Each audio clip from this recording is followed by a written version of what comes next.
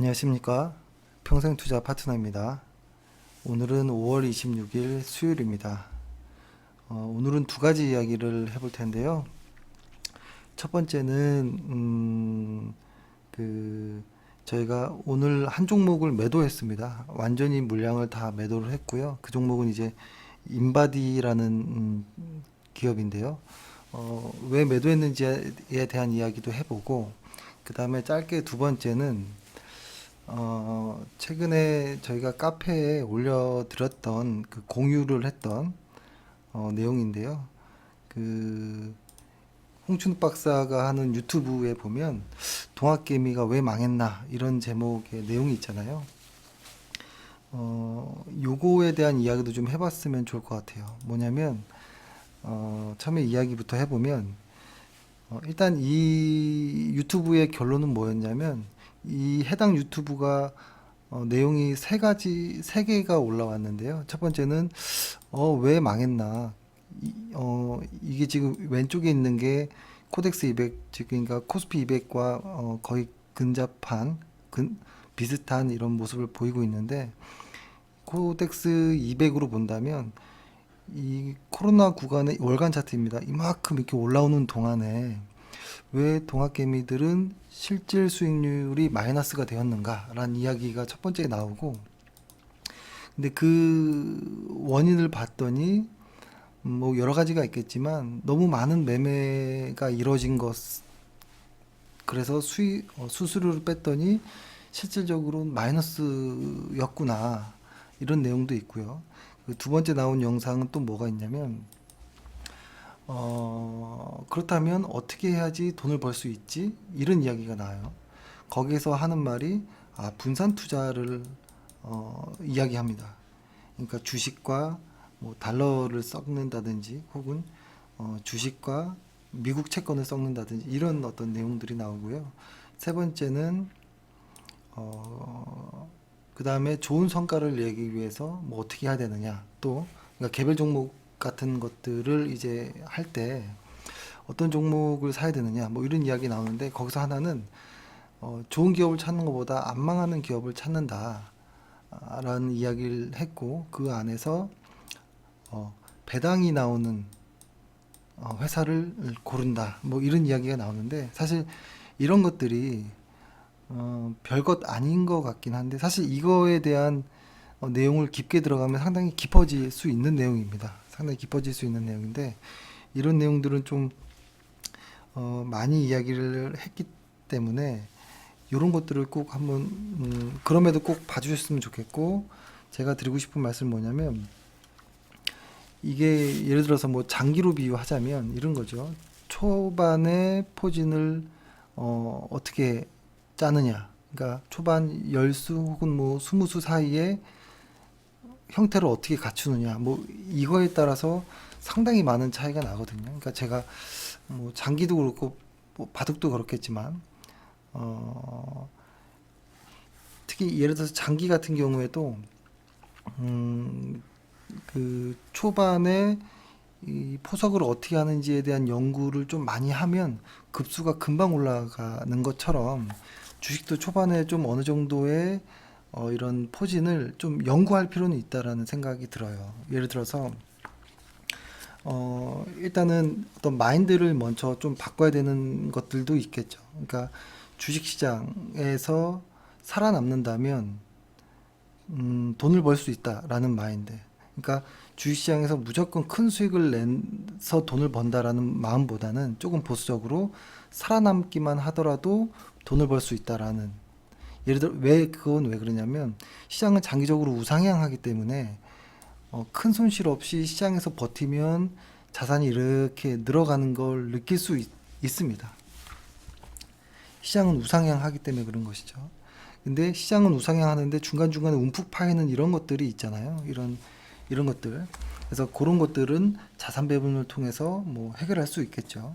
근데 우리 같이 개별 종목을 하는 사람들은, 당연히 저희도 시장을 투자하지만 하는 사람들은 조금 조심할 부분이 있어요. 예를 들어서 그러니까 예를 들어서 우리가 삼성전자를 보유한다라고 했을 때 이 삼성전자를 보유할 때 이제 힘든 시련이 있죠. 뭐냐면 시장이 안 좋을 시장이 안 좋아져서 내 종목이 흔들리는 경우도 있고, 아니면 이 삼성전자의 실적이 안 좋아져서 흔들리는 경우, 뭐 작게는 뭐 수급 등 뭐 이런 뭐 어떤 노이즈들 뭐 이런 것들이 있을 텐데, 크게는 시장과 어떤 실적으로 볼 수 있을 것 같은데요.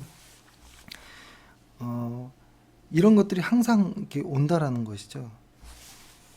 아무리 좋은 1등 주식이라고 하더라도. 그래서 어, 이게 개별 종목을 특히, 그러니까 시장에 투자할 때, 그러니까 코덱스 200에 투자할 때는 미국채 10년물과 한다든지 혹은 달러 채권, 달러와 같이 한다든지 하면 좀 심플하거든요.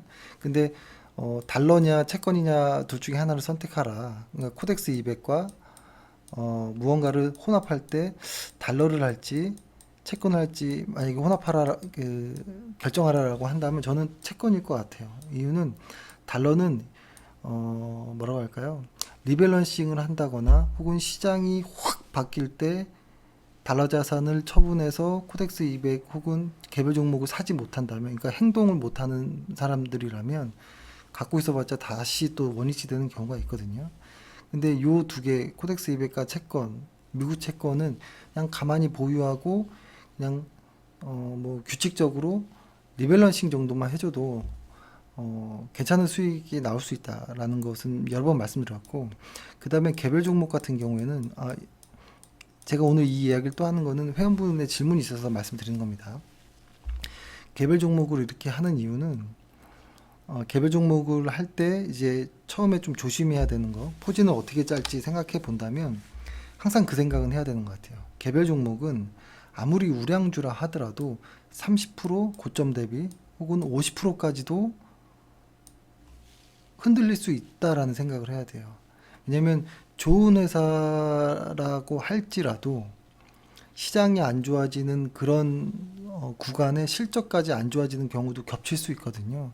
그렇게 되면 반토막까지도 날 수 있다라는 것이죠. 그러니까 여기서 예전에 제가 그 카페에다가 심리투자 법칙이라고 그 책에 소개해 놓은 거에 보면 잘 나와 있긴 한데요.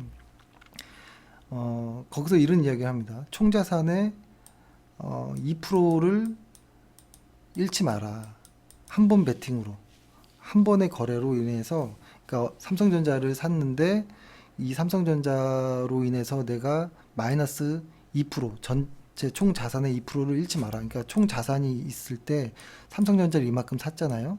이 삼성전자로 인해서 내 자산이 마이너스 2%를 잃지 않게 하라, 이런 이야기를 합니다. 근데 우리가 가정을 마이너스 50%까지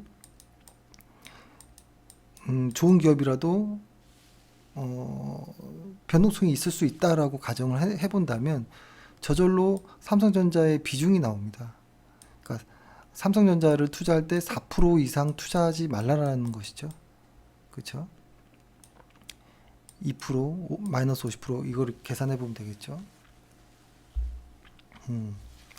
그렇죠? 이런 식으로 처음에 그러니까 장기로 둔다면 어떤 포진을 어떻게 짜야지 좀 방어를 할 수 있는지, 이런 것들을 좀 연구를 해야 된다는 것이죠. 그러니까 우리가 주식 투자를 할 때 우리를 뺀 나머지들이 어떻게 포진을 짜는지를 보면서 우리도 이렇게 대응을 해야 되는 것처럼, 주식시장은 항상 흔들릴 수 있고 왔다 갔다 할 수 있고 여러 가지 어떤 노이즈들이 있을 수 있다라는 것을 인정한다면 우리는 한 종목에 몰빵 투자를 하기 힘들죠. 그렇죠? 지키기 위해서는 비중을 줄여야 되는 부분이 있는 것이죠. 그래서 저희가 한 10개에서 한 20종목 정도의 종목 개수를 보통 투자를 했었는데, 이것을 20개에서 30개 정도의 종목으로 늘린 이유가 좀 비슷한 이유이기도 합니다. 왜 그러냐면 지금 이렇게 보면 코스피의 시장을 보면은 2016년 기점으로서 쭉 한번 올라오고, 그 다음에 2년을 쉬고 다시 코로나 이후로 쭉 이렇게 올라왔거든요. 잘 보시면 이 고점에서는 50%까지 하락할 수 있을 것 같아요, 시장이. 근데 이 저점에서는 여기서 50% 하락하기가 어려울 정도이거든요. 그러니까 어떤 이야기냐면 시장이 아주 강하고 높이 올라갈수록 내 계좌에 있는 종목, 개별 종목들은 많이 손해 볼 수도 있다라고 받아들여야 된다라는 것이죠. 그러니까 그걸 받아들인다면 우리가 이 위에서 할 것은 주식 비중을 줄인다든지 혹은 개별 종목들의 투자 비중을 줄인다든지 이렇게 해야겠죠. 근데 반대로 이 바닥권이라면 오히려 좀 비중을 조금 더 집중할 수도 있겠죠. 뭐 20종목, 30종목이 아니라 10종목, 20종목으로 좀 낮출 수도 있는 것이고. 그렇죠? 잘 보시면 어떤가요? 그래도 최근 거를 이렇게 보면 저희가 그 코덱스 200이라는 것을 매주 적립식으로 시작했던 때가 2019년 요 언저리잖아요. 요 언저리. 근데 지금은 시점이 여기라는 것이죠. 아직 한 번에 매도할 물량은 남아 있는데 이것은 저희가 요거 스토캐스틱이 탁 붙었을 때 이제 매도를 하려고 하고요. 근데 위에 보니까 MACD가 벌써 조금 약해지는 모습이 보여서 조금 마음의 준비는 하고 있습니다. 근데 지나고 나 보니까 이게 보이는 것일 수 있겠지만 월간 그 볼린저 밴드로 이렇게 보면 확실히 월간 볼린저 밴드 이 아래에 있을 때가 이때는 상당히 괴로웠지만 이때가 주식 비중을 늘리기가 상당히 좋은 구간이었구나.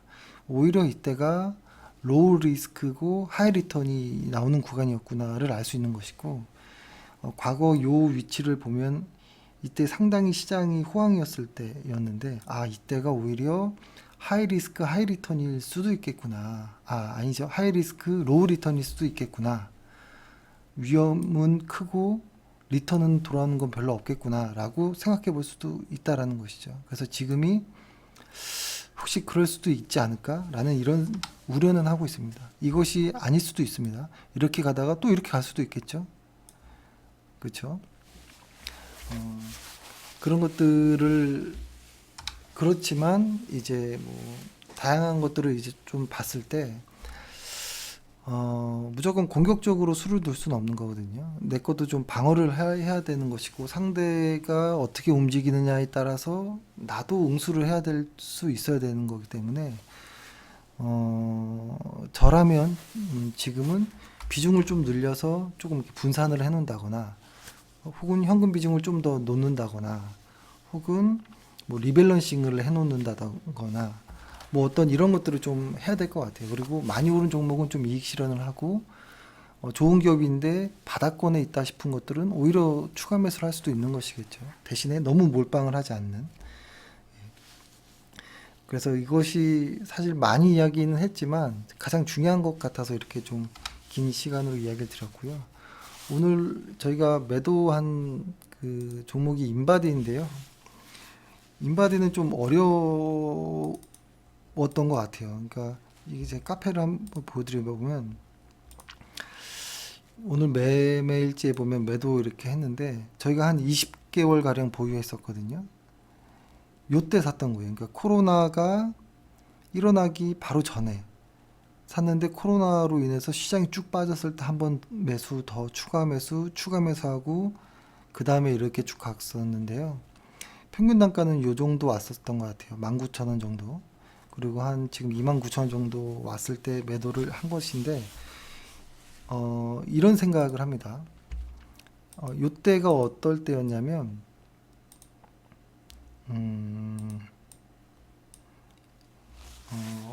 어떨 때였냐면 요때 이렇게 봐야겠네요.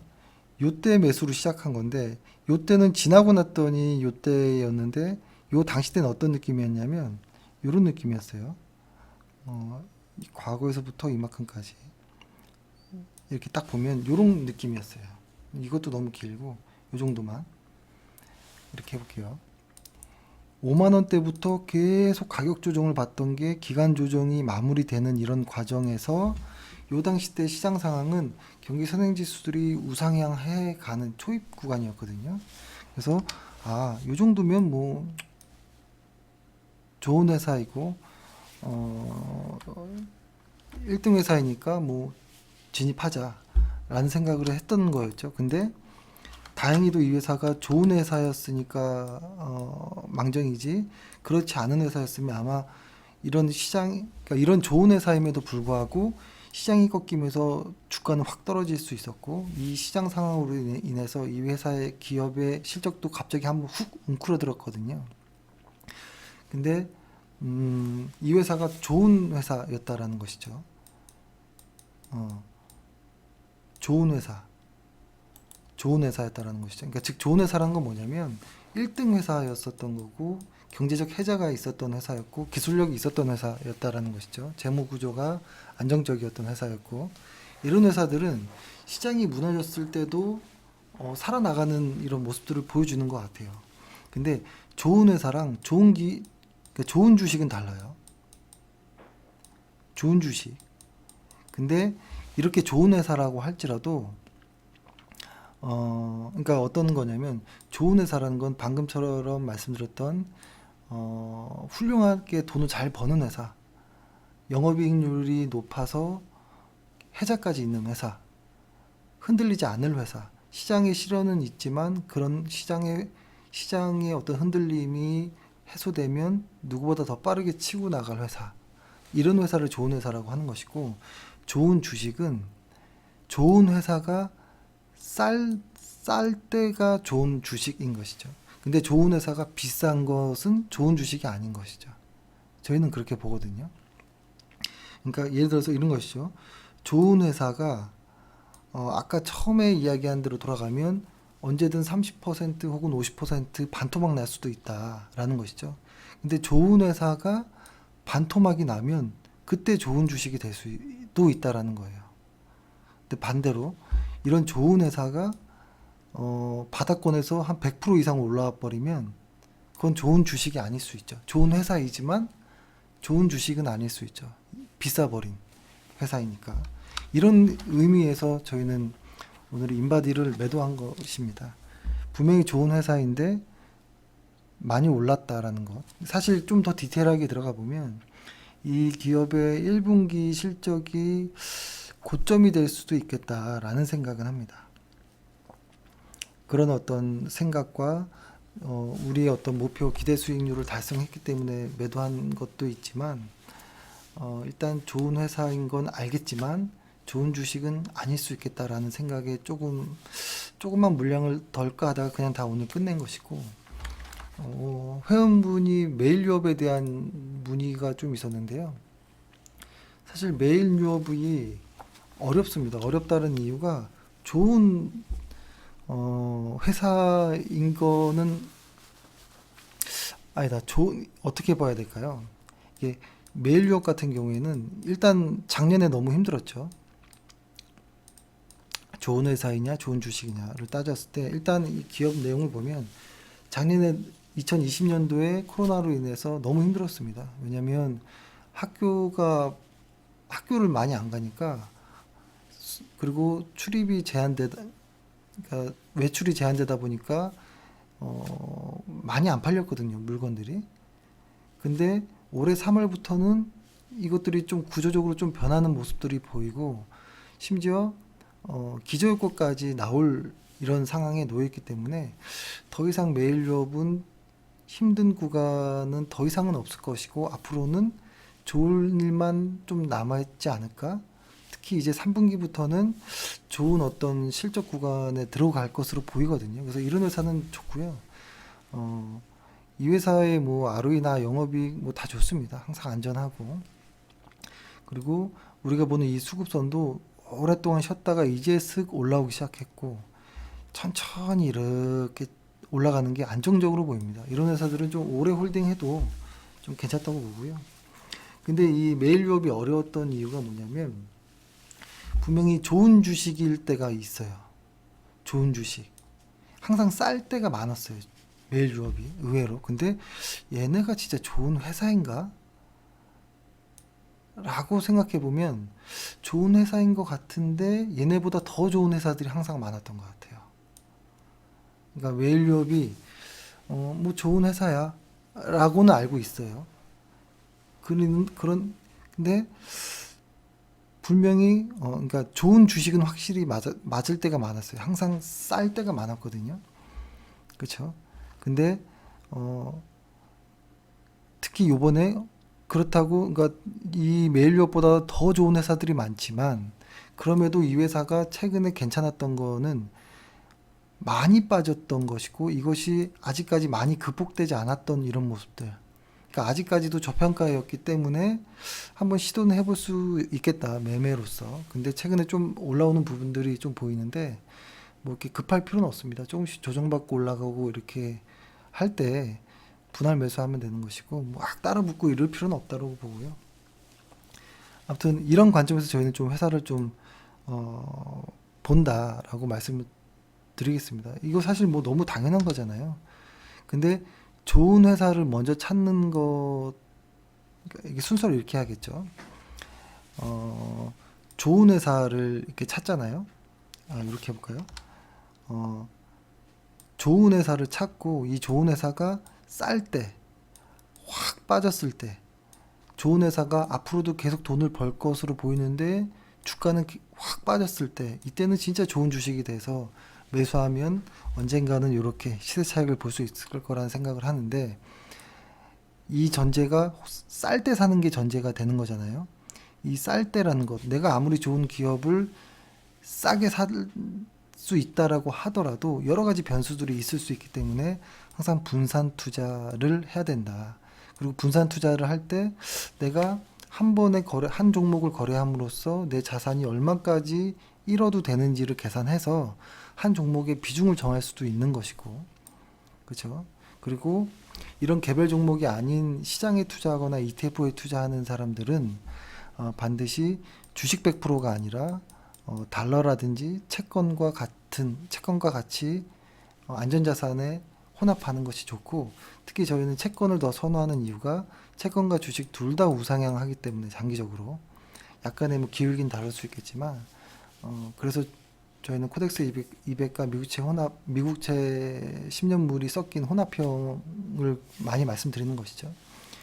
뭐 이런 것이죠. 그래서 내 자산의 일정 부분은 시장에도 투자하고 그 다음에 개별 종목에 투자할 때는 비중을 어떻게 할지 손실을 어디까지 인내할지도 고민하고 그 다음에 좋은 회사들 찾고 좋은 회사가 아닌 좋은 주식까지 찾을 수 있다면 그러면 좀 안정적으로 포진을 좀 짜는 게 아닌가 라는 생각이 들고요. 이렇게 된다면 시장에서 길게 살아남을 수도 있지 않을까? 왜냐면 좋은 회사를 계속 찾을 거고 만약에 진짜 애매하다 싶으면 배당 안 주는 회사는 빼버리고 이거 아주 중요한 것이거든요. 배당이라는 것만으로도 사실 그 한참을 이야기할 정도로 내용이 많거든요. 그러니까 다 모르겠다 싶으면 일단은 좀 안전하게 해야 되기 때문에 뭐 배당도 찾고 뭐 이렇게 하는 것이죠.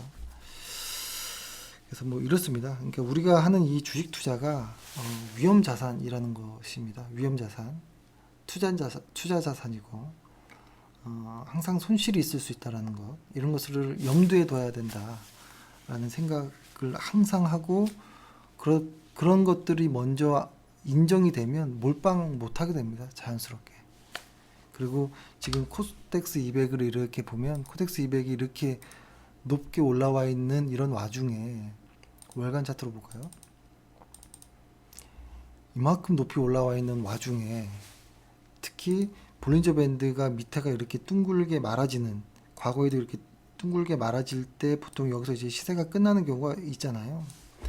벌써 이런 다양한 어떠한 위험한 신호들이 월간 차트에서조차 징후가 나온다면 그리고 1분기에 코스피의 상장사 순이익이 고점일 가능성이 매우 크거든요.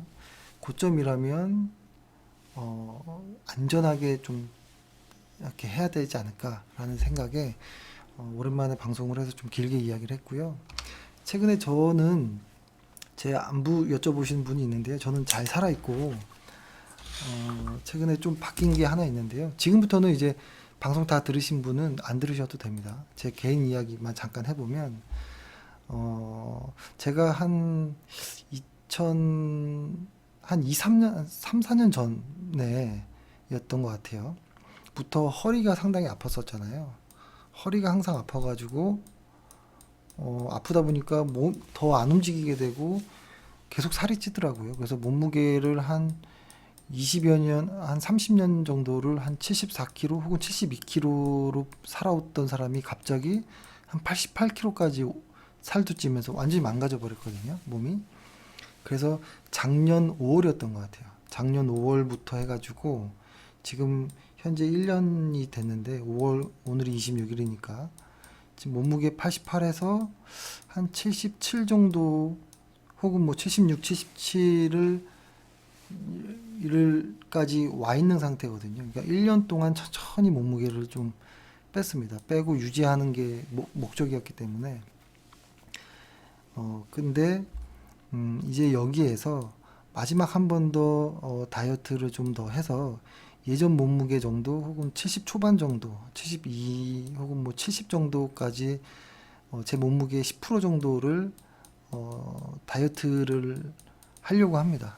근데 이것의 기간은 내년 1년입니다. 내년 5월 달까지. 그러니까 2년에 걸쳐서 천천히 빼는 것인데 다만 이번에는 운동을 같이 하는 것으로 생각을 했습니다. 그래서 어제 헬스 PT 선생님이랑 이야기를 해서 올해 안에 한 6개월 안에 바디 프로필을 찍을 수 있을 정도로 최대한 몸을 좀 이렇게 만들고 그 다음 유지하는 것으로 계속 가자 이런 이야기를 했던 것 같은데요. 한 2, 3년 저도 바라보고 운동을 하기 시작했거든요. 몸을 좀 망가진 몸을 다시 만들자 이렇게 생각을 한 것인데요. 이거를 하면서 사실 주식이랑 좀 비슷하다라는 생각을 좀 했습니다. 시간이 걸리는 것을 참아야 되는 것 같아요. 일단 시간이 걸리는 것, 그러니까 주식으로 무언가를 수익을 내려면 시간이 걸리는 것 같아요. 근데 그 시간은 재미가 없는 것 같고, 어떨 때는 운동처럼 고통스럽고 힘든 것도 많은 것 같고, 왜냐면 평소 먹는 것보다 일단 식단을 좀 더 줄여야 되는 것이고, 입에 단 것이 아니라 입에 쓴 것을 더 먹기도 하고, 그렇죠? 그리고 시간을 빼야 되는 것도 있고, 따로. 그러니까 주식도 마찬가지로 주식을 좀 이렇게 하려면 시간을 빼서 하기 싫은 걸 좀 해야 되는 거가 있는 것 같고 주식 공부가 쉬운 거는 없거든요. 어, 무조건 쉽게 공부할 수 있는 건 아닐 때가 있는 것 같아요. 어렵게 공부해야 되는 순간이 오거든요. 그땐 그냥 꾹 참고 하는 거죠. 어려워도. 그냥 책장을 하루에 한 페이지, 두 페이지밖에 못 넘기더라도 그냥 그렇게 가봐야죠. 그래서 저는 1년 동안 아마 조금 열심히 운동을 해서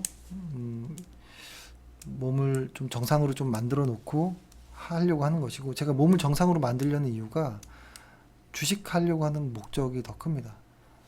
허리가 아프니까 의자에 제가 하루에 한 14시간에서 16시간 가까이 앉아 있는데 오래 못 앉아 있겠더라고요. 아무리 책상이 올라가는 서서 일하는 책상으로 써도 너무 힘든데 살을 확 빼니까 허리가 확 났더라고요.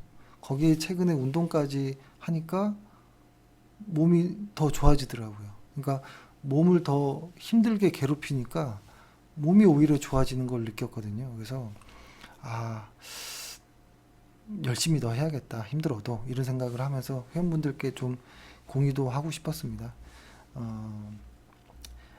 어, 뭐 저는 이런 작은 어떤 계획이 있고 회원님분들도 뭐 어떤 멋진 계획을 좀 하시면 좋을 것 같고요. 다시 처음으로 돌아가서 지금 시장은 그렇게 뭐 쉽지만 않은 그런 구간이라는 거를 인식하고 성공 투자를 잘 이어가시길 바라겠습니다. 그리고 언제든 궁금하신 내용은 제 핸드폰 번호 다들 아실 테니까 연락 주시면 됩니다. 예, 감사합니다.